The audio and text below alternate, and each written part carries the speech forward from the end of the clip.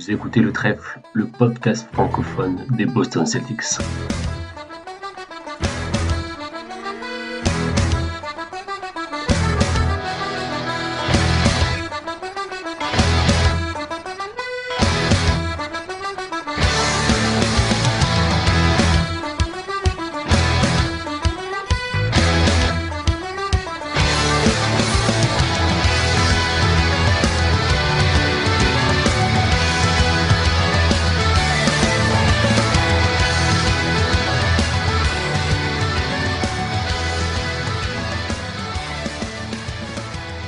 Bonjour à toutes et à tous et bienvenue dans ce nouvel épisode du Trèfle. Titouan au micro pour vous accompagner et aujourd'hui on va parler des tendances qui se dégagent sur les premiers matchs de nos chers Boston Celtics.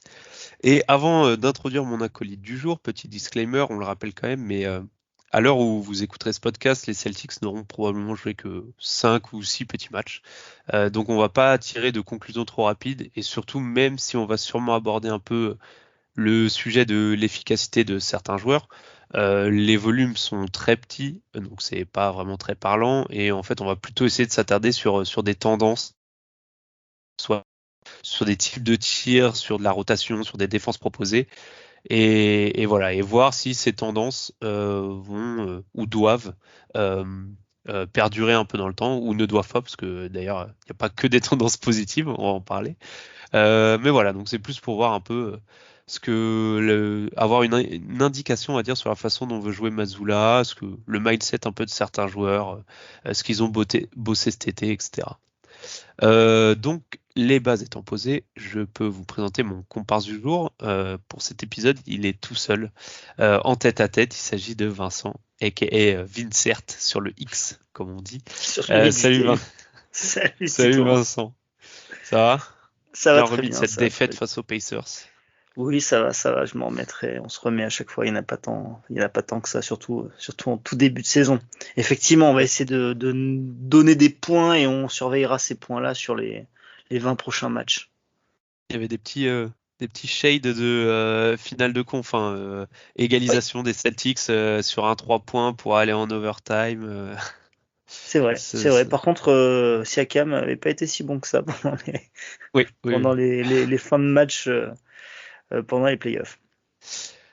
Très bien. Donc, alors à tour de rôle, on va balancer un peu, voilà, un point qu'on a vu, des points qu'on a vus, qu'on on va discuter dessus, essayer de voir si c'est des tendances qu'on doit surveiller ou pas. Je te propose de te lancer. Quelle est ta première tendance ou ton premier point que tu souhaites aborder?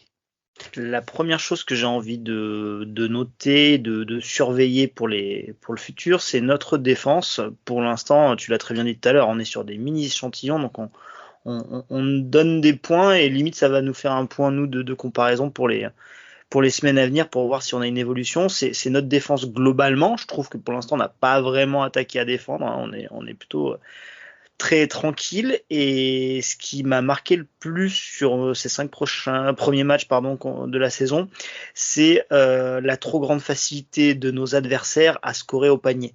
L'année dernière, c'était une de nos principales caractéristiques en termes de défense, c'est-à-dire qu'on avait une des meilleures protections du panier de la NBA, que ce soit en termes de volume de shoot concédé au panier ou même en termes d'efficacité concédé au panier. On était tout en haut, top 5 dans les deux, en volume et en efficacité. Et sur ce début de saison, on retrouve pas du tout ça. Moi, quand je regardais les matchs, je me disais mais c'est pas possible, on se fait quand même ouvrir, et la sensation, une facilité, et surtout une facilité d'accéder au panier, et surtout une fois que les adversaires accèdent au panier, t'as l'impression qu'il n'y a pas de protecteur de panier.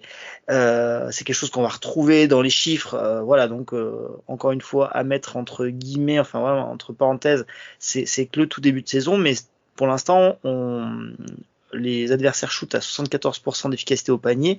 L'année dernière, on était à 64%. Donc voilà, échantillon minuscule, mais c'est quelque chose qu'on va surveiller, et moi que je vais surveiller jusqu'au retour de Porzingis.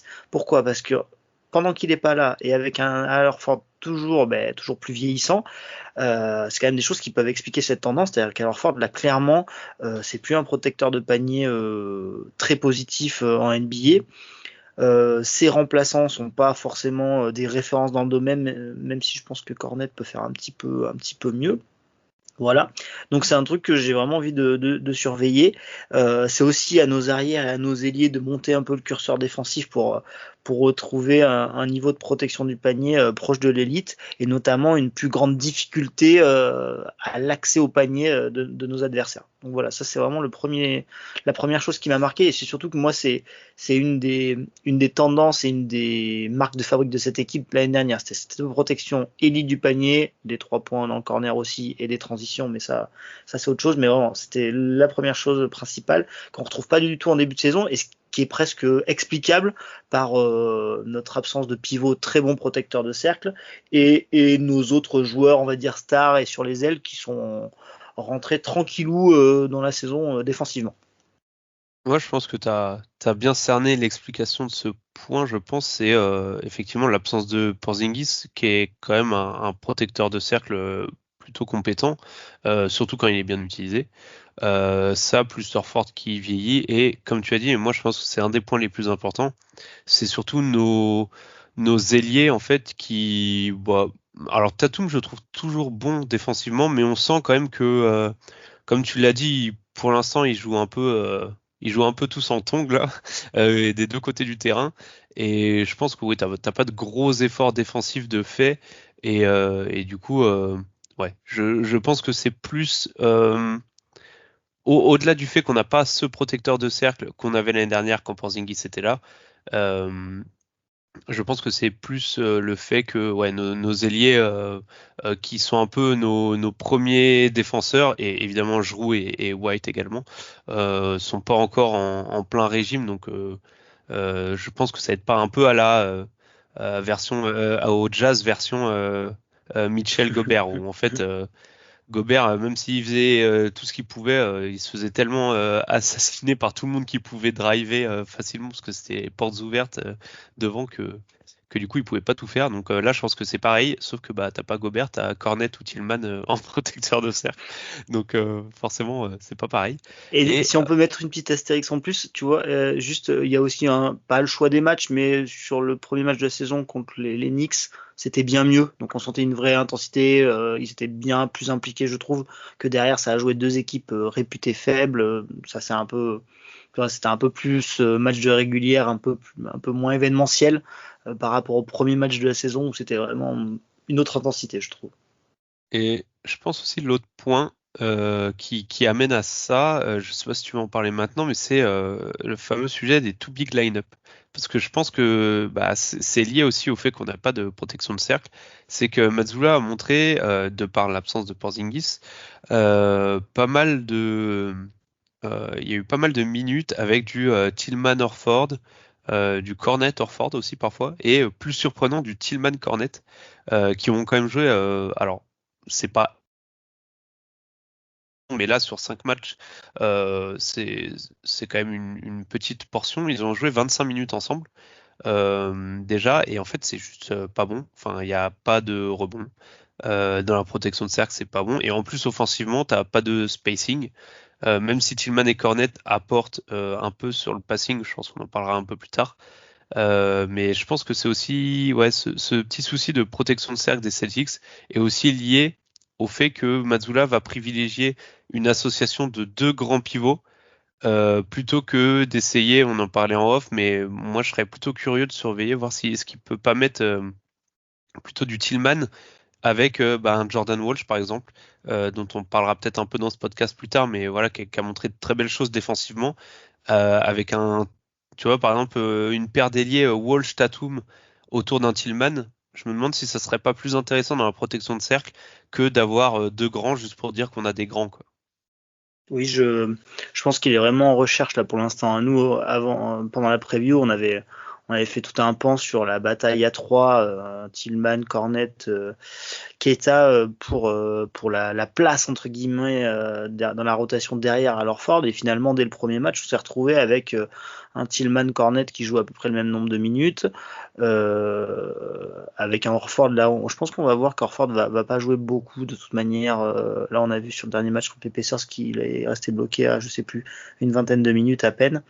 Et finalement, voilà, je pensais que cette bataille elle serait plutôt sur un homme qui allait prendre beaucoup de minutes, et en fait il a pas mal partagé les minutes, voire partagé les minutes ensemble. Alors effectivement, moi je suis pas grandement convaincu de ces paires de deux grands entre guillemets, même si Tillman il est pas si grand que ça, mais il a quand même un jeu quand même de pivot.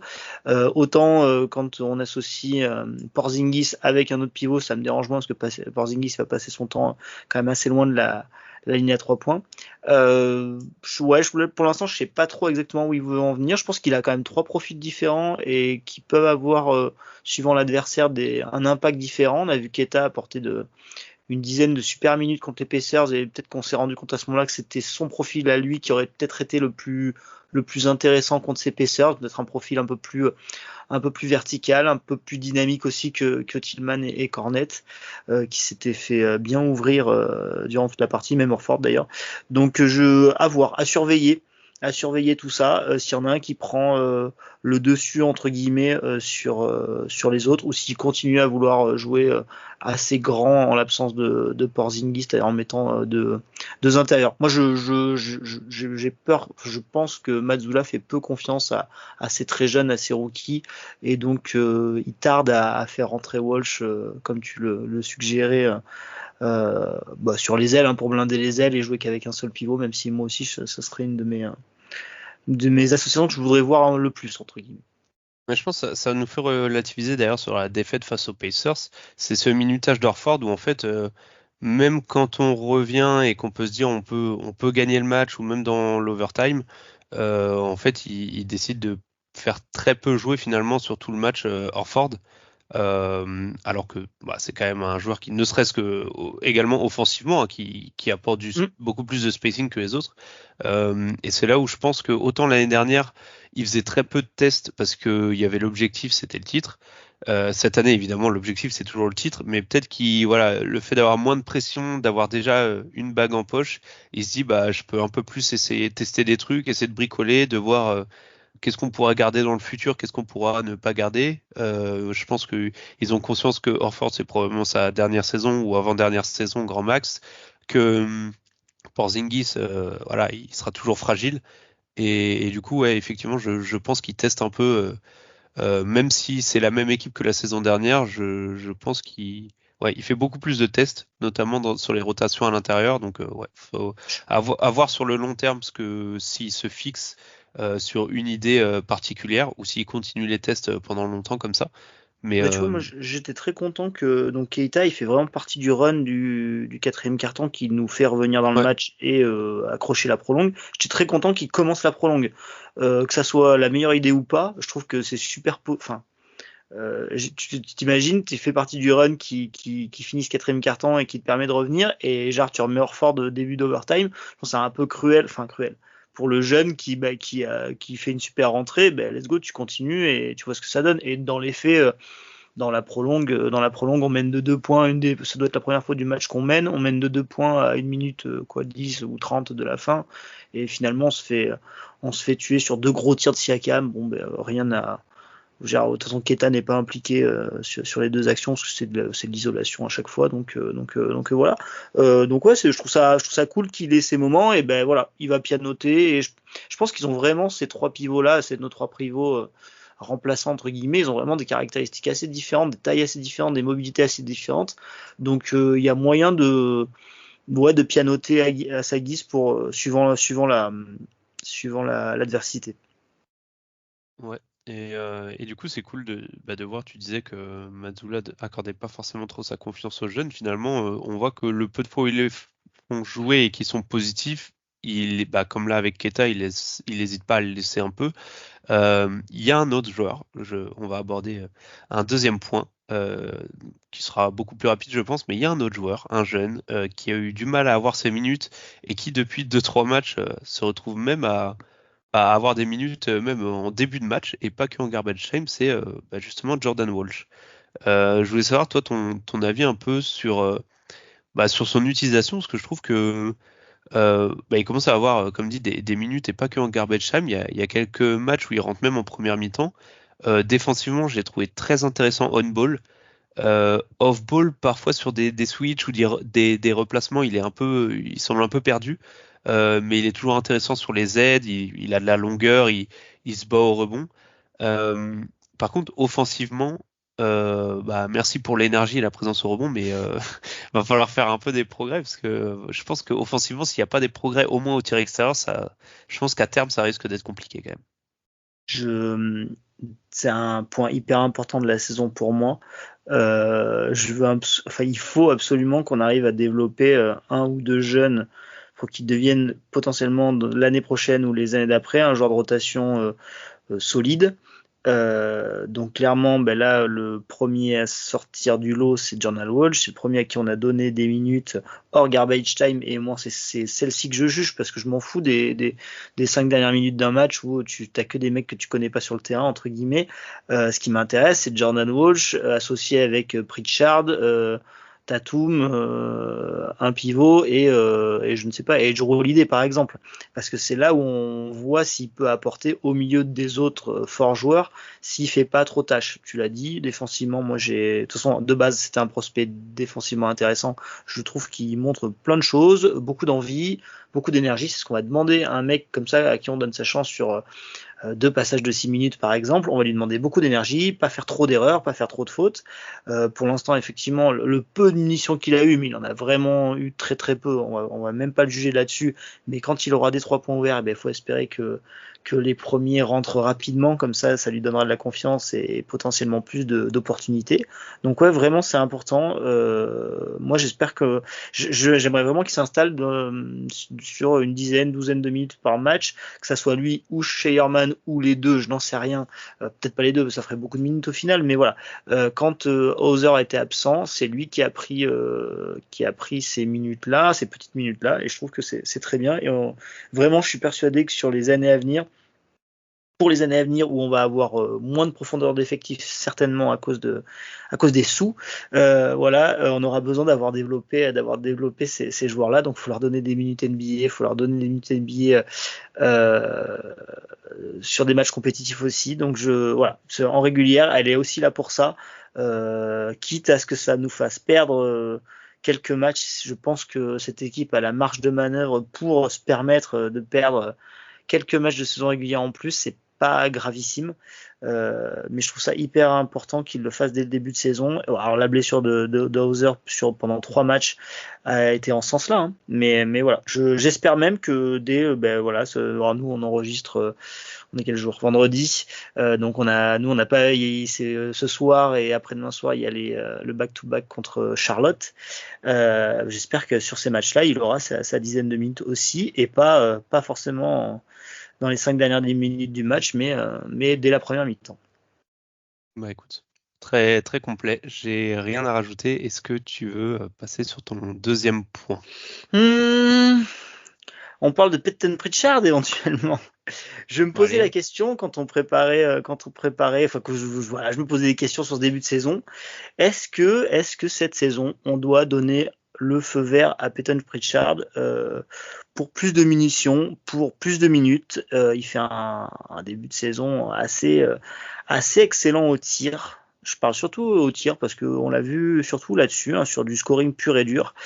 Je me demande si je serais pas pour qu'on lui donne le feu vert pour prendre encore un peu plus de responsabilité. Je considère que c'est notre meilleur shooter à égalité avec Hauser, mais pas dans le même style. J'aime beaucoup, comme l'année dernière, le rythme qu'il met sur ses remontées de balles, sur le fait que dès que il y a un rebond, on lui passe la balle, il remonte très vite le terrain, il va mettre la pression sur la défense adverse. Donc c'est quelque chose que j'apprécie vraiment particulièrement chez lui. Je trouve que cette année, il a, pour l'instant, alors vraiment toujours pareil, je vais le dire à chaque intervention, je vais dire que c'est que le tout début, mais je vais quand même continuer à le surveiller. Il apporte un spacing mais démentiel, il shoot de très très très très loin.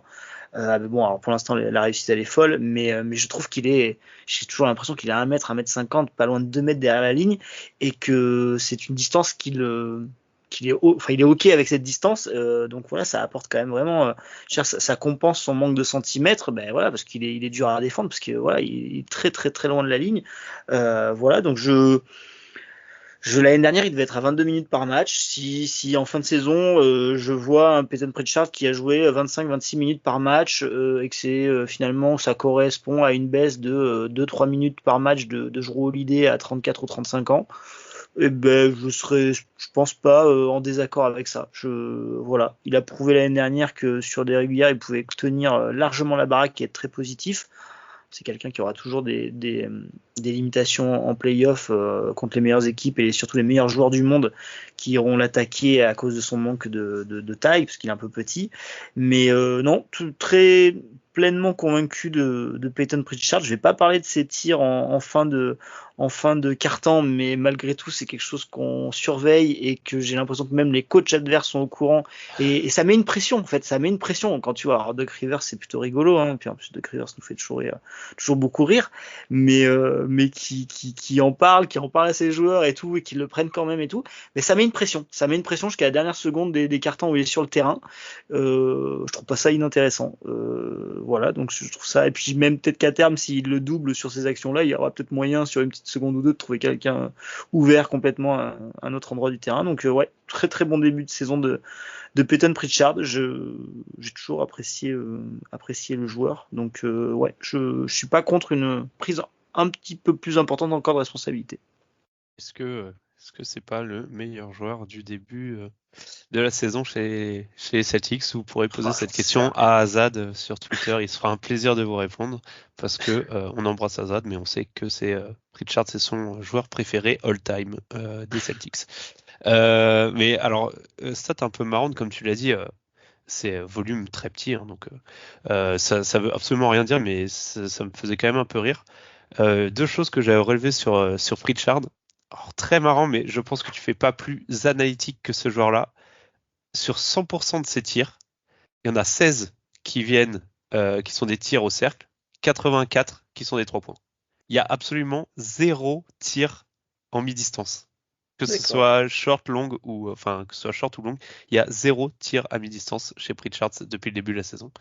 Et alors, ce qui est très marrant, c'est qu'en points par tir, donc en termes d'efficacité, il est à 1,56.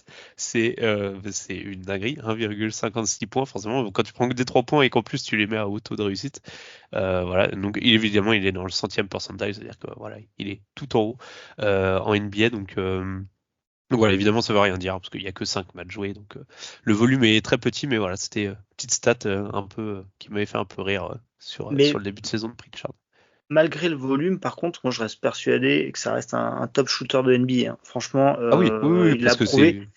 Il faut en profiter. C'est l'identité de cette équipe. Là, je crois qu'il est pas loin des 10 tentatives par match. Alors, il y a des soirs où ça va pas rentrer. On lui dira à un moment donné d'arrêter. Mais c'est un mec c'est un pur shooter qui, à mon avis, quand il prend un tir, il est persuadé qu'il va le mettre. Et ce volume-là me dérange pas pour lui. On parlera d'autres joueurs que j'ai envie qui réduisent un peu leur volume à 3 points parce qu'ils ont la capacité de faire autre chose. Lui, très clairement, même si je trouve qu'il a progressé sous le panier, je trouve qu'il se protège un petit peu mieux, il joue un peu mieux avec son corps et tout, avec les timings. Je trouve qu'il a un petit peu progressé par rapport à il y a 2 ans où clairement il mettait plus pas un layup, quoi, clairement. Il peut pas faire grand chose d'autre. Sa carte de survie en NBA, c'est d'être un top shooter. Il l'est dans plein de situations, c'est-à-dire qu'il peut faire du catch and shoot, il peut créer tout seul. On a dit la distance très éloignée du panier, donc voilà, ça va se casser un peu la gueule, je pense, en termes d'efficacité et de pourcentage de réussite.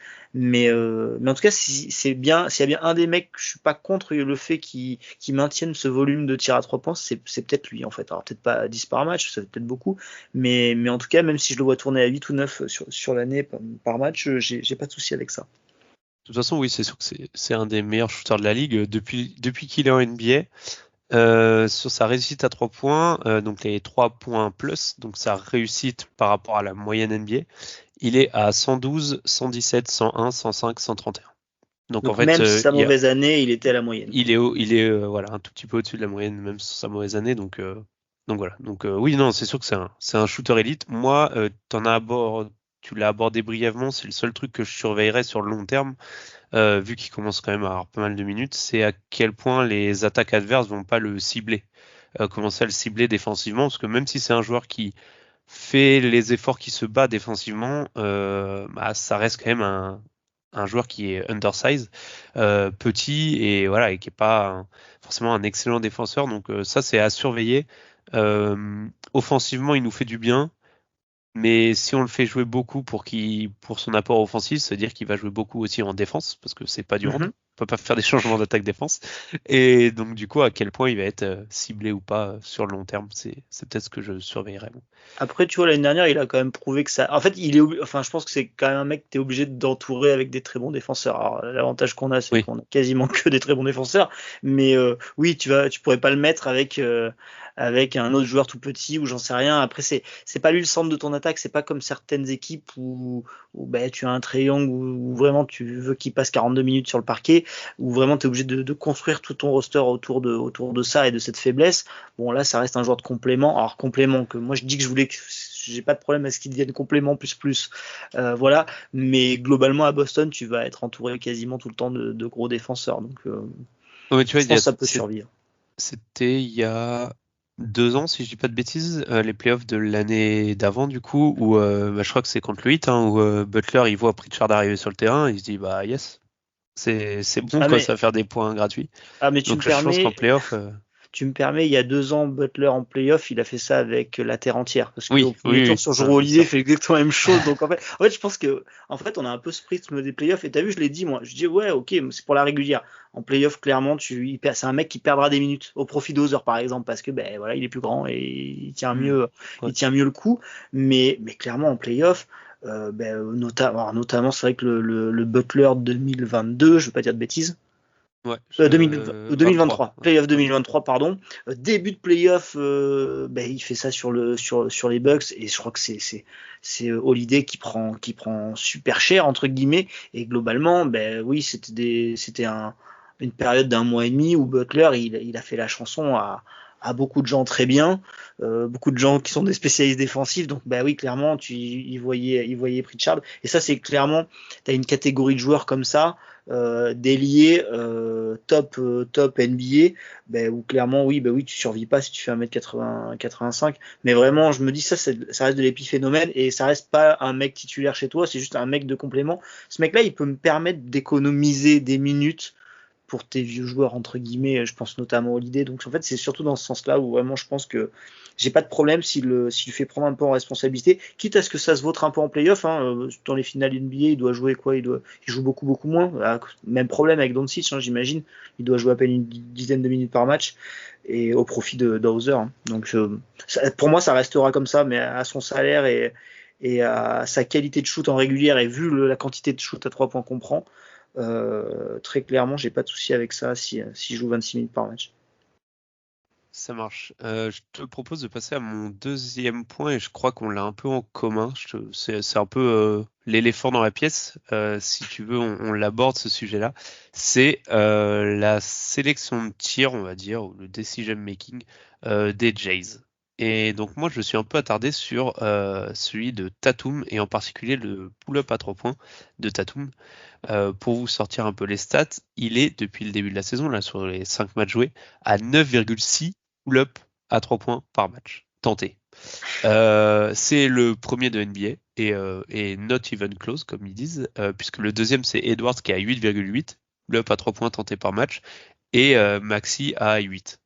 Donc il est le joueur qui en tente le plus par match et de très loin. Et pour vous donner quelques points de comparaison, pour vous rendre compte un peu de la dinguerie, c'est que l'année dernière c'était 5,6 par match. Donc il y a quand même une grosse progression. Et il était à 35% de réussite. Cette année, il est à 39,6% de réussite sur ses pull-ups à 3 points. Quasiment 40%. Et alors, pour rester sur les stats de l'année dernière, le joueur qui prenait le plus de pull-up à 3 points, c'était Luka Doncic, et il en prenait 8,4 par match. Donc, il en prend un de plus que ce que le joueur qui en prenait le plus l'année dernière faisait. Faut remonter à Harden époque Houston, donc c'est 2018, 2019, 2019, 2020, pour retrouver un joueur qui prenait plus de 9 pull-up à 3 points par match. Donc Harden il en fait une saison où il en prend un peu plus de 10 et une où il en prend carrément 12. Je crois que ça va être sa saison MVP, c'est 2018 si je dis pas de bêtises. de mémoire. Donc, pour l'instant, la réussite, elle est là, puisque on l'a dit, il est à quasiment 40% à 3 points sur ce type de tir, qui est excellent. D'ailleurs, il est quatrième de NBA sur ceux qui en prennent au moins 4 par match. Ça fait 1,2 points par tir, donc c'est très très bon. Mais comme on l'a dit, bon, déjà, même s'il en prend quasiment 10 par match, on n'est qu'à 5 matchs, donc quid de la réussite sur ces tirs-là sur le long terme. Sachant que l'année dernière où Luka, qui était celui qui en prenait le plus, il tournait à 37,8%, Luka, ce qui est déjà très bien. Donc là où je veux en venir, c'est que en fait, maintenir un taux de réussite de quasiment 40% sur presque 10 pull-ups à 3 points par match, en fait, ça relève du quasi impossible. Et, enfin, en tout cas, si ça se produit, merci pour le titre de MVP, merci pour la bague pour l'année prochaine, et on se retrouve en 2026 en fait. C'est des scores de Stephen Curry classiques, ça, non? Peut-être pas en volume, Ouais. peut-être pas en volume. Stephen Curry prend pas autant de pull-up parce que Stephen Curry on en a déjà beaucoup parlé, je pense. Enfin, tous les médias NBA l'ont déjà couvert, je pense, mais Stephen Curry est une des stars qui a le meilleur jeu off-ball, je pense. Donc il prend pas tant de pull-up que ça à 3 points, Curry. Il en a pas mal qui sont off-ball. Mais non, faut remonter à du James Harden époque Houston en fait, hein. Donc c'est calibre MVP quoi. Même très très bon MVP. Donc voilà. Donc moi ce que je surveillerais c'est évidemment sur ce 3 points la fréquence. Est-ce qu'il va continuer à en prendre autant?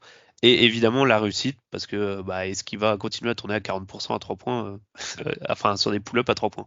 Il y en a forcément un des deux, voire les deux qui vont baisser. Donc à voir où est-ce que ça s'arrête. Est-ce qu'il revient sur des standards comme l'année dernière? Est-ce qu'il revient sur du 35-36%, ce qui sera déjà très bien sur des pull-ups? Donc voilà, moi c'est ce que je surveillerais sur Tatum, voilà, à quel point cette tendance de prendre beaucoup de pull-up et d'en mettre beaucoup va continuer. Alors moi je vais le surveiller, mais je vais le surveiller attentivement, mais je veux que ça baisse. Alors très clairement, Oui, on va le redire, échantillon minuscule.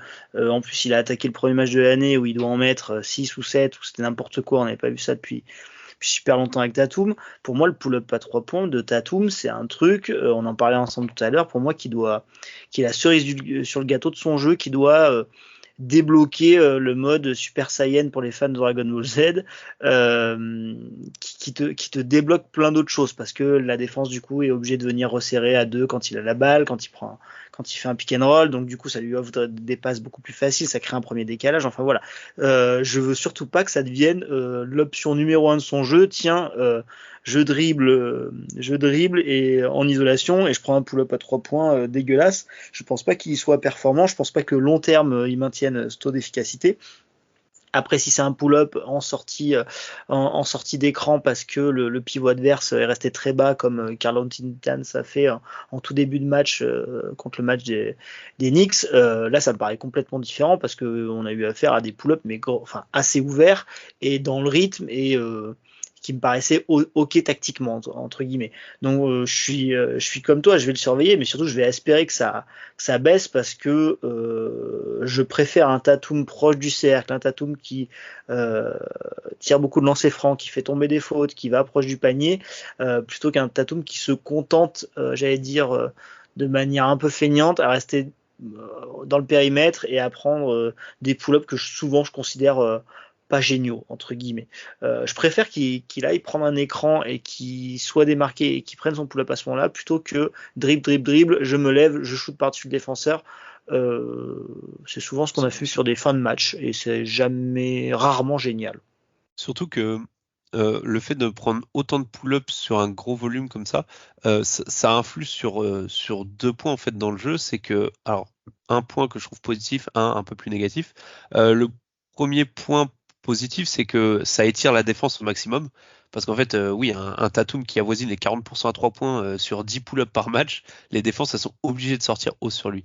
Et d'ailleurs, t'en as parlé, hein, on l'a vu, les Knicks au début, ils l'ont pas fait, ils ont vite changé d'avis, hein. Oui. Et en fait, ça libère des lignes de drive et des accès au cercle. Et d'ailleurs, quand Tatum est sur le terrain, l'équipe prend quasiment 5% de tirs près du cercle en plus par rapport à quand il est sur le banc. Et c'est 80e percentile parmi les ailiers. Et en plus, ça, c'est pas parce que donc si l'équipe drive plus et va plus souvent au cercle quand Tatum est sur le terrain, c'est pas parce que Tatum drive plus, parce que lui, et ça c'est le deuxième point auquel je vais venir, c'est que lui pour le coup drive pas assez. Mais voilà, c'est là où ça montre que il étire tellement les défenses par son pull-up à 3 points que forcément les autres joueurs autour de lui ont beaucoup plus facilement accès au cercle qui, on le rappelle, est un des tirs les plus rentables du basket. Euh, et le deuxième point, qui du coup lui est plutôt négatif, c'est que un Tatum qui pull-up autant, ça pousse son scoring à être de facto beaucoup plus dépendant de sa réussite sur ce genre de tir. Et vu que c'est un tir qui peut avoir beaucoup plus de variance que des tirs près du cercle, on peut vraiment sur le long terme avoir des phases avec un Tatum qui rentre pas du tout, qui rentre plus du tout son pull-up. Et dans ces moments-là, s'il s'entête à prendre que des pull-ups et à pas driver davantage, ça peut devenir beaucoup plus compliqué pour l'attaque de Boston, même si, in fine, il sera toujours dangereux, même si son tir à 3 points rentre pas, parce que en fait, par sa simple présence, il va apporter du spacing. Mais l'autre problème, c'est que du coup, il va très très peu au cercle pour aller chercher ses points très rentables. D'ailleurs, il prend 20% de ses tirs près du cercle. Il est que 39e percentile, donc il y a 61% des ailiers en NBA qui en prennent plus que lui. C'est très faible pour un joueur qui a autant d'usage, qui est censé être qui est le franchise player de ton équipe et qui est un peu le go-to guy de ton équipe. Et en termes de drive, ça se traduit par seulement 8,6 drives par match. Il n'est que 59e joueur NBA à driver autant. Et derrière lui, devant lui plutôt, il est derrière des joueurs comme Sexton, qui joue que 22 minutes par match et qui fait quand même plus de drive que lui. Il est derrière des bigs comme Holmgren ou Chet Holmgren ou Evan Mobley, qui sont à plus de 9 drives par match. Donc ça, c'est des petits trucs moi qui me gênent un peu. Et c'est là où du coup je te rejoins. On va surveiller son pull-up à 3 points, son volume, mais en fait on va surveiller surtout le ratio pull-up à 3 points, tir au cercle. Oui. Slash drive en fait, où on aimerait que ça s'équilibre un peu. On en a parlé un peu en off, il est très analytique dans ses choix, il prend beaucoup moins de mi-distance, donc ça c'est bien. Il prend beaucoup moins de longs mi-distance et il est beaucoup plus sur soit le cercle, soit le 3 points. Mais là, la balance, ça penche beaucoup sur le côté 3 points et voilà, à surveiller, on aimerait bien que la balance s'équilibre un peu et penche un peu côté tir au cercle. Petite question, tu m'as dit le nombre de drives par match cette année pour l'instant 8 et des 8, brouettes. ouais, 8,6. Alors quand j'avais fait le bilan de la saison là, avec Guillaume sur le Basket Lab, il était sous les 10 déjà l'année dernière. Et moi j'avais un de mes points, c'était Jason, pourquoi pas plus de drive, sachant qu'il était excellent là-dedans et qu'il était, mais voilà, je pense qu'il était même pas dans les 60 premiers ou 70 premiers en volume de drive, c'était vraiment déjà frustrant. Là on est clairement dans cette mouvance-là. On a cité beaucoup de chiffres, alors qu'on avait dit qu'on ferait pas trop en plus pour un truc. Ils valent rien, mais on vous en donne plein. Il y a un truc tout bête. Moi, si je vois un Tatum qui a pris 13 tirs à 3 points sur 22 tirs, même si on a mis beaucoup, c'est pas une tendance qui me plaît drastiquement pour Jason Tatum. On est sur un roster à Boston rempli de spécialistes du shoot. Je vous les cite. Des gens qui ne peuvent pas faire autre chose ou qui font très peu autre chose. Pritchard, Hauser, Jrue Holiday ne pénètre quasiment plus. Il a jamais vraiment pénétré. C'est devenu un shooter à 3 points d'élite. Par contre, en spot-up, alors Ford ne fait quasiment plus que ça. Donc tous ces joueurs-là, qui sont des joueurs à gros minutage, sont des spécialistes et ne peuvent pas faire grand-chose d'autre, de par leur skill set. Si en plus de ces joueurs-là qui vont prendre quasiment exclusivement du 3 points, tu as ton franchise player qui prend plus de 50% de ses tirs à 3 points, t'as un jeu à ce moment-là qui va vraiment trop ronronner autour de la ligne à 3 points et pas être assez diversifié. On parlera de Jaylen Brown juste après, parce que ça va faire le lien. Ça va être lui, ton dernier joueur impactant, très proche du panier, à essayer de driver. Alors le problème, c'est que lui, il le fait pas très bien. Voilà. Mais du coup, on a besoin d'un Tatum agressif, d'un Tatum percutant proche du panier et sur drive pour libérer les fameux shoots plus ouverts, plus faciles pour tous tes autres role-players qui sont en plus des spécialistes là-dedans. Et si tu leur offres des tirs ouverts, ces mecs-là en plus vont les mettre à des taux d'efficacité géniaux. Donc c'est important, c'est important.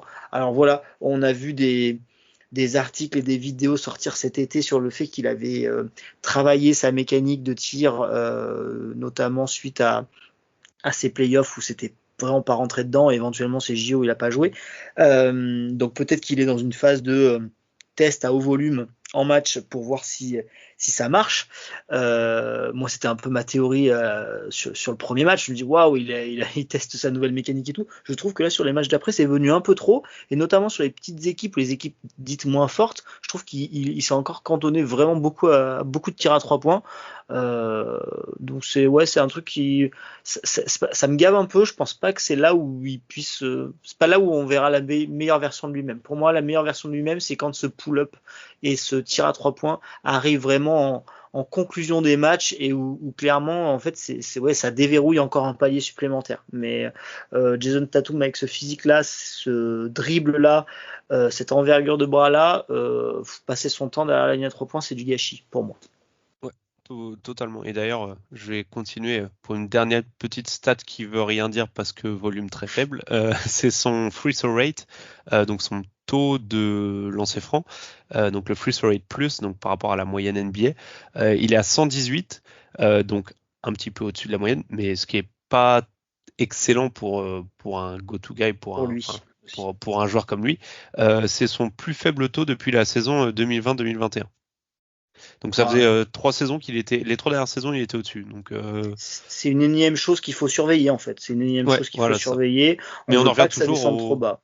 Voilà, on en revient toujours à la même chose, c'est parce que ce soit la provocation de lancer franc, que ce soit le nombre de drives, le nombre de tirs au cercle, les 3 points communs le point commun de ces 3 choses-là, c'est d'aller justement dans la raquette en fait. C'est de pas prendre des 3 points. Alors évidemment, tu peux provoquer des fautes en shootant des 3 points, mais c'est quand même beaucoup plus rare. La plupart du temps, tu provoques des fautes quand même quand tu vas dans la raquette. Donc ouais, voilà, le gros point à surveiller pour la suite pour Tatum, c'est est-ce qu'il va réduire un peu son nombre de 3 points et aller un peu plus près du cercle. Est-ce que tu... Ouais, j'enchaîne si tu veux, j'enchaîne avec Jaylen Brown. C'est ce que j'allais dire, ouais. J'enchaîne avec Jaylen Brown. J'ai noté 2 choses. Ensemble, Tatum et Brown, pour l'instant, ce qui me dérange, leur volume est plus important que l'année dernière sur ces 5 premiers matchs. Ils sont à plus de 30% d'usage tous les deux sur l'usage de basketball référence, donc qui prend en compte le scoring. Donc, ils ont beaucoup de tentatives. Et ce qui m'a marqué sur ces 2 joueurs-là, c'est que Tatum, il a seulement 31% de ses paniers qui sont assistés. C'est le 100e centile, donc c'est le joueur le moins assisté pour scorer à son poste. Et Jaylen Brown, c'est seulement 34% des paniers assistés, 98e centile, donc pareil, à son poste, il fait partie, enfin il n'y a que 2% des joueurs qui sont moins assistés que lui. C'est vraiment signe de 2 joueurs à l'heure actuelle sur ce début de saison qui sont beaucoup trop dans l'autocréation. Donc l'autocréation, ça va être considéré comme des paniers durs, des paniers où il n'y a pas eu de passe décisive derrière, donc peu en mouvement, souvent arrêté. Et alors autant Tatum pour l'instant, il est quand même excellent dans son efficacité, c'est-à-dire il est quasiment à 30 points par match en 20 tirs ou 21 tirs. Jaylen, lui, il va nous avoir pris 22 tirs par match pour mettre 25 points. Donc là, c'est beaucoup moins rentable. Comme d'habitude avec Jaylen Brown, on va lui demander d'être plus sobre, pas prendre trop de 3 points. Sur le match des Pacers, il est à 1 sur 11 à 3 points, c'est dramatique. Voilà, c'est beaucoup trop en termes de volume. Et surtout, on le préfère plus loin du ballon, qu'on le trouve lancé, comme d'habitude, qu'il n'est pas à tout créer tout seul, parce qu'on sait que Jaylen Brown n'est pas ce niveau de joueur, niveau de shoot, pour créer autant et pour être efficace dans ce type de tir. Donc clairement, un Jaylen Brown qui pose 6 dribbles et qui prend un tir, c'est pas une action positive pour Boston. À mon avis, c'est assez clair pour tout le monde depuis le nombre d'années qu'on suit ces joueurs-là. Donc voilà, toujours pareil, début de saison, mais on surveille quand même. On va demander à Jaylen d'être un peu plus sobre, de monter le curseur un peu défensif, de faire attention dans son dos s'il n'y a pas des joueurs qui coupent en défense, et de prendre un peu moins de responsabilité, de plus laisser la balle à des mecs qui sont hyper compétents. Je pourrais donner 2 phrases tout à l'heure sur un certain Derrick White qui est toujours aussi exceptionnel.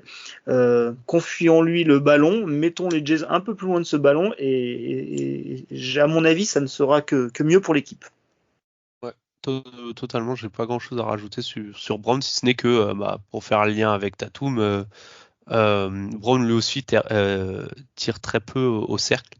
Lui, pour le coup, il est beaucoup dans le pull-up en termes de fréquence. Donc là aussi, en fait, c'est ce qu'on demande à Brown depuis beaucoup d'années et chose qu'il a fait très bien la saison dernière et surtout en playoff, c'est d'être un peu plus dans de la finition et voilà dans un rôle de slasher plus que de créateur. Et d'ailleurs très souvent sur les 5 matchs qu'il y a eu cette année en tout cas, toutes les minutes où Tatum et White étaient sur le banc et que du coup on avait Jaylen Brown en seul initiateur d'attaque. Très souvent c'était vraiment pas bon quoi. Donc ouais, un Jaylen Brown un peu plus slasher off ball on va dire. Voilà le Jaylen Brown de l'année dernière en fait qu'on aimerait retrouver. Ouais, pour l'instant, c'est sa fréquence au cercle, elle est plus basse que l'année dernière. Il y a le fait qu'il s'est fait pas mal cueillir là quand même, hein. C'est-à-dire quand il a essayé d'y aller, ça a été des fois assez. Souvent, c'est un peu le bazar quand il drive, je trouve là pour l'instant. Quand je dis le bazar, c'est dribble pas assuré, le Jalen qu'on n'aime pas trop quoi. C'est-à-dire c'est pas fluide, il est trop arrêté au départ. Voilà, il faut On l'a profiter. vu.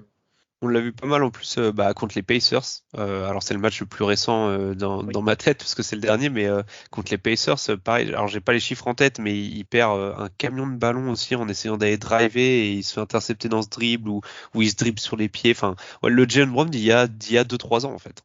Donc ouais, on retrouve un peu le mauvais Jalen Brown là depuis le début de la saison.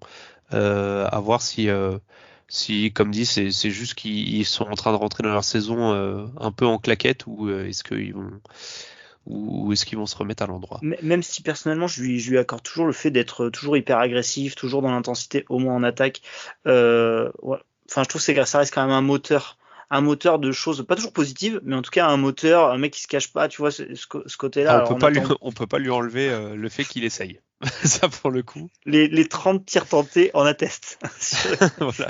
En conférence de presse, il m'a régalé parce qu'il a dit que oui, ça a manqué certainement d'énergie, à commencer par lui, et je vous ai mis dans la conversation, pour prendre 30 tirs, t'as pas manqué d'énergie, mon grand. J'ai pas utilisé ces mots en plus. Pour le coup, c'est vrai que s'il y en avait qui avaient des doutes sur la confiance en soi de Jalen Brown, je pense que pour le coup, on dit souvent, même si tu rates des tirs, continue à shooter. Faut pas que tu t'arrêtes de tirer. Lui, je crois qu'il a vraiment pris ça au pied de la lettre. Au pied de la... Mais bon, après on en rigole et tout, parce que c'est vrai que c'est un joueur moi que j'adore parce qu'il a plein de défauts, donc je n'aime pas la perfection, donc c'est pour ça que j'aime autant Jalen Brown. Mais c'est vrai qu'on attend quand même mieux et plus d'efficacité, plus de rentabilité d'un des meilleurs joueurs de la planète en théorie, ou même d'un MVP des finales par exemple, hein. C'est vrai que Après, en fait on en sourit tant qu'on gagne en fait. C'est ça. Puis parce que voilà, là on est au mois d'octobre, mois de novembre. On le rappelle, voilà, on fait ça sur 5 matchs. Si on fait ce même podcast au match 70 à 2 semaines des playoffs et qu'on voit qu'il a toujours le même régime de tir, la même efficacité, etc. Là, je pense qu'on rigolera peut-être un peu moins. Et que t'es 5e de la conférence et que t'es à 50%, je pense que là, ça va Oui. réclamer des têtes. Je pense qu'on a fait un gros tour. Moi, j'ai un dernier petit point, mais c'est alors vraiment très rapide. Je l'avais noté, Cornet. Est-ce que Cornet est le nouveau hub offensif des Boston Celtics? Parce que on a vu, enfin moi c'est quelque chose qui m'a un peu sauté aux yeux. On a vu Cornet faire des passes et pas des passes en tête de raquette du main à main. Vraiment une utilisation de Cornet en short roll. Alors évidemment, les échantillons sont, encore une fois, on le répète pour la énième fois du podcast, très très faibles parce que 5 matchs et en plus Cornet a pas de grosses minutes. Mais voilà, c'est un joueur qui a beaucoup été utilisé sur short roll, enfin beaucoup plus que ce qu'on avait pu voir les saisons précédentes. Est-ce que tu penses que c'est quelque chose où on se dit, vu qu'il apporte pas le spacing, on sait que le passing chez les intérieurs, c'est un critère qui a de plus en plus de valeur parce qu'en fait tous les intérieurs peuvent pas shooter à 3 points, hein. Tout le monde n'est pas de Chet Holmgren ou Victor Wembanyama ou même Al Horford. Et du coup, si t'as pas ça, si par contre t'as le passing, ça peut être super intéressant et ça peut écarter le terrain et proposer énormément d'alternatives à ton jeu offensif. Est-ce que c'est quelque chose de viable ou tu penses, ou est-ce que c'est juste voilà, c'était des lectures très simples, hein, ou est-ce que c'est juste selon toi des faits de jeu, des concours de circonstances, on va dire. Moi, je pense que c'est quelque chose qui peut être essayé d'être développé, parce que je suis persuadé que c'est un mec qui a des mains, qui est loin d'être bête, qui comprend bien le jeu. Donc, comme tu dis, sur des lectures très simples, si on lui offre des possibilités de passe, que les mecs font les bons appels et tout, il est très grand, donc ça partira de très haut. Donc avec des angles pas communs, on va dire, pour des créateurs plus petits, on va dire. Très clairement, je pense qu'on n'a aucun doute sur le fait que c'est un mec qui a des bonnes mains.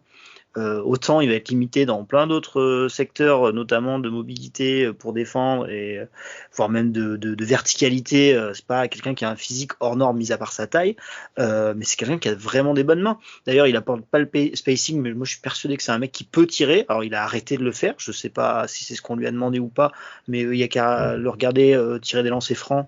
C'est un mec qui clairement a des bonnes mains. En début de carrière à New York, il tirait à 3 points. Donc voilà, le ballon dans ses mains n'est pas un problème. Souvent on en parle au foot, on dit ouais, ben, le ballon c'est pas son ami, un footballeur, pour citer des mecs pas techniques. Clairement, Cornet, le ballon n'est pas un problème pour lui. Je suis persuadé que le problème, je suis persuadé qu'on peut développer un peu ça, mais le problème c'est que c'est pas quelqu'un à qui on va donner 25 minutes par match, donc en fait ça sera des petites séquences. Donc s'il y a des systèmes appelés pour qu'il se retrouve lui à prendre une décision sur short roll là au milieu de la raquette, j'ai pas de problème avec ça, loin de là. Je sais pas si c'est quelque chose qu'on verra durablement. Oui, de toute façon, le but, c'était pas d'en faire un Yusuf Nurkic sur 28 minutes, oui, ou un Jokic, encore pire. Mais ouais, tu vois, même si c'est sur 3 actions par match, où en fait, plutôt que d'avoir juste un pick and roll où tu sais que le défenseur du big, enfin de Cornet en l'occurrence, sait qu'il va pas recevoir la balle, sauf sur un lob, et que du coup c'est beaucoup plus simple à défendre. Si maintenant tu te dis ah mince, Cornet il est capable de recevoir la balle au niveau de la ligne des lancers francs, de faire une lecture simple et de redistribuer le ballon derrière, je pense que tu deviens quand même si c'est que 3 actions par match, ça peut être 3 actions qui peuvent te permettre de garder un momentum, de garder une avance, tu vois. Parce que souvent quand Cornet est sur le terrain, c'est souvent qu'on a un Tatum ou un Brown qui est sur le banc, très souvent. Donc ouais, enfin moi je trouve que toutes options supplémentaires pour rendre notre jeu offensif plus dur à lire et à défendre est le bienvenu. Est-ce que tu as un point encore à aborder? Je veux revenir sur la défaite des Pacers. Donc nous, effectivement, tu l'as dit, c'est un des derniers matchs qu'on a vu, donc le plus récent, donc la seule défaite de la saison. Et des points à noter, ce podcast, c'est un bloc-notes pour moi. C'est dans 2 mois, je veux le réécouter et voir s'il y a des trucs qui sont toujours en cours. Je trouve qu'il y a eu des ingrédients qui sont des ingrédients persistants sur différentes défaites de cette équipe. À savoir que donc sur ce match-là, la performance offensive a été plutôt mauvaise, que ça soit esthétiquement ou même en termes de production. Des choses à cause desquelles, à mon sens, ça n'a pas été très bon. J'ai trouvé une pression très haute sur les remontées de balles des joueurs d'Indiana, c'est-à-dire qu'ils nous ont empêché de remonter facilement le terrain, voire même de remettre en jeu facilement après un panier notamment, et du coup on a mis très longtemps à s'installer dans les possessions. Je trouve que ça c'est un truc qui l'année dernière on n'avait pas trop vu, c'était plutôt nous qui étions plutôt agressifs sur les remises en jeu et tout, et je trouve que ça nous a souvent empêché de nous mettre en rythme, et ça a fait une attaque très stagnante. J'ai trouvé que les joueurs d'Indiana, ils avaient joué très physique en homme à homme sur nos joueurs, et notamment sur Tatum et Brown. Je les ai trouvés très présents, très proches d'eux, très dans la physicalité, chose que nos joueurs n'ont pas du tout été capables de répondre, souvent pas de la bonne manière, donc en concédant des fautes un peu plus grossières. Donc ça c'est des choses qu'on a l'habitude de voir quand on perd. J'ai trouvé également une attaque trop statique, peu de mouvement de la balle et peu de mouvement des joueurs. C'est vraiment un peu les ingrédients qu'on a l'habitude de voir des mauvais Celtics entre guillemets, donc qui vont prendre beaucoup de 3 points, mais des mauvais 3 points. Autant moi je critique pas quand ils en prennent beaucoup, mais que c'est des bons tirs pris en étant ouverts et en mouvement par un joueur qui est capable d'en mettre beaucoup. Donc voilà, je trouve que c'est un match aussi où il y a une beaucoup de possessions, ça a beaucoup couru et on n'a pas été capable, là c'est plutôt le côté défensif, de ralentir leur transition. On a concédé quasiment une trentaine de points sur transition des Pacers, ce qui en temps normal c'est beaucoup, et c'est en temps normal une de nos forces, c'est-à-dire qu'on est capable de très bien défendre ce type d'action. Donc voilà, c'est des points à surveiller, voire sur nos prochaines défaites. Alors finalement, je tire un bilan très négatif de ce match, alors qu'on peut le prendre largement. Donc ça, c'est aussi très positif, c'est-à-dire qu'un match où t'as pas l'air bien dedans, t'as une équipe en face qui a l'air sur un bon match entre guillemets en termes d'adresse, en termes de force collective, et finalement t'es quand même à 2 doigts de le prendre, tu dois mener de 2 points à 1 minute 30 de la fin de la prolongation. Donc ça, être pas loin de gagner en étant pas très bon, c'est aussi des très bonnes nouvelles finalement. C'est l'apanage de très grandes équipes. Mais lors des prochaines défaites qu'on aura, quand on en aura, je resurveillerai ça. Ce côté, je dis tout le temps que j'ai pas forcément très peur des grosses attaques adverses. Par contre, les grosses défenses. Alors, Indiana n'est pas une grosse défense, mais je trouve qu'ils avaient fait un bon match défensif pour le coup, dans l'énergie et tout, et même dans les rotations, c'était plutôt pas mal. Donc voilà, à surveiller ça. Je trouve que c'est des ingrédients de nos défaites. Faut voir si ça arrive souvent ou si ça arrive que de temps en temps. Et finalement, on vit complètement bien avec. Oui, puis faut aussi préciser dans le match d'Indiana, je trouve que il y avait, alors évidemment, il y a eu pas forcément la bonne intensité défensive, et en plus de ça, il y avait pas, les shoots sont pas rentrés. On n'avait pas pris forcément toujours des bons tirs, mais il y a aussi eu des tirs ouverts qui sont pas rentrés qu'on met d'habitude, donc ça a pas aidé.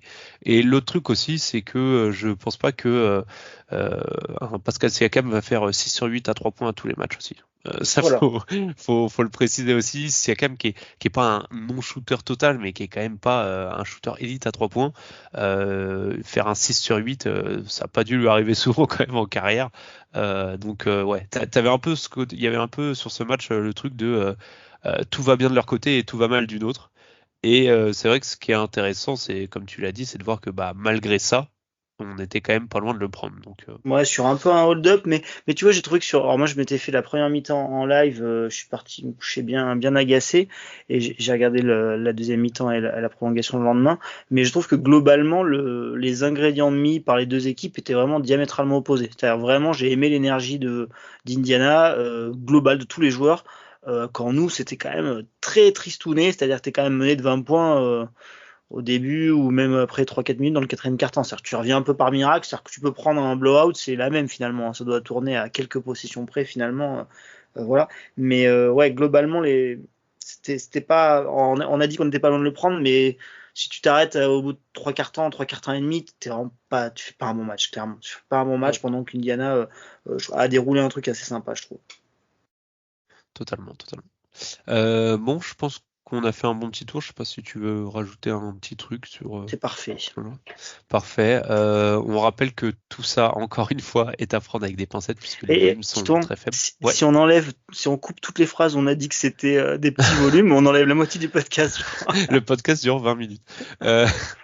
Non mais donc on va surveiller ces tendances, voir si ça se poursuit dans les prochains matchs, et on reviendra faire un bilan quand on aura passé, je sais pas, la douzaine, la vingtaine de matchs à peu près, je pense. Comme ça, les copains ils pourront venir nous insulter sur ce qu'on a dit là. Exactement. En attendant, on vous souhaite une bonne suite de saison NBA. On le dit jamais, mais n'hésitez pas à vous abonner à notre podcast, la chaîne YouTube, le compte Twitter, enfin le compte X. Notez l'épisode, le podcast, que ce soit sur Spotify, Deezer, etc., Apple Podcasts. Partagez le podcast autour de vous, prêchez la bonne parole. Et n'oubliez pas que c'était qu'un début de saison et que c'est à prendre avec des pincettes. Sur ce, Vincent, merci à toi. Puis on se dit à la prochaine. À bientôt. Ciao. About a 2-second difference between the shot clock and game clock.